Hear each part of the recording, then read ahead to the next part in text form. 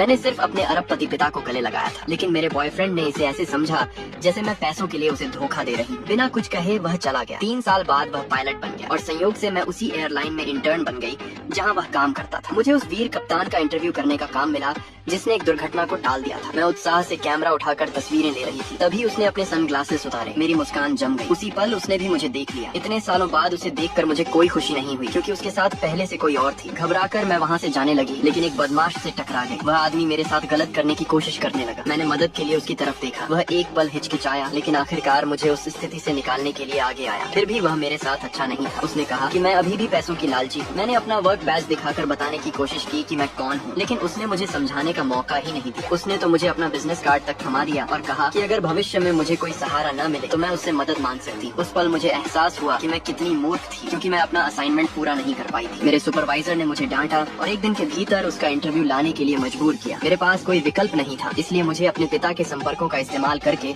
उससे मिलने का समय लेना पड़ा। लेकिन उसने फिर मेरे लिए मुश्किल खड़ी कर दी। उसने अंदर आने से पहले मुझे हाई प्रेशर पानी की तेज धार के नीचे खड़े होकर कीटाणुनाशन करवाने की मांग की। अपनी नौकरी के लिए मैंने सब सह लिया। आखिरकार इंटरव्यू तक पहुंचने के बाद उसने मेरे सामने ही अपनी गर्लफ्रेंड के साथ खुलेआम प्यार जताना शुरू कर दिया। मैंने उसे याद दिलाया कि मैं इंटरव्यू सच्चाई से रिपोर्ट करूंगी, तभी उसने जल्दी से इंटरव्यू खत्म कर दिया। मैंने इंटरव्यू का ड्राफ्ट जमा कर दिया, लेकिन मेरे सुपरवाइजर ने कहा कि हमारी रिपोर्ट झूठी है। तभी मुझे पता चला कि उसकी गर्लफ्रेंड मुझे कंपनी से निकालना चाहती थी। उसने जानबूझकर मेरे सुपरवाइजर से कहा कि हमने कभी इंटरव्यू किया ही नहीं, क्योंकि वह कंपनी में एक मशहूर शख्सियत थी। इसलिए सुपरवाइजर ने बिना सवाल किए उसी की बात मान ली। मैंने आमने सामने बात करने का सुझाव दिया, लेकिन मैंने उसके प्रति उसकी दुश्मनी को कम आंका था। उसने साफ साफ कह दिया कि उसने कभी मेरा इंटरव्यू स्वीकार ही नहीं किया। उसकी गर्लफ्रेंड ने मौके का फायदा उठाते हुए मुझे निकालने की बात कही। मुझे पता था कि वे मुझे निशाना बना रहे हैं, इसलिए अपने सहकर्मियों के लिए परेशानी न बने, मैंने खुद ही इस्तीफा देने का फैसला किया। उसे लगा कि उसने आखिरकार मुझसे बदला ले लिया, लेकिन ऐसा नहीं था। मैं जानती थी कि उस एयरलाइन का मालिक मेरे पिता ही है। अगले दिन उनका समारोह था। जब मैं अपने पिता का हाथ थामकर हॉल में दाखिल हुई तो उसकी आंखों में तिरस्कार साफ दिखाई दे रहा था। उसे लगा कि मैंने कोई और अमीर सहारा ढूंढ लिया है। लेकिन जैसे ही मेरे पिता ने हमारे रिश्ते का परिचय कराया, पूरा हॉल खामोश हो गया। उसी पल उसे एहसास हुआ कि वह कितनी बड़ी गलती कर चुका था।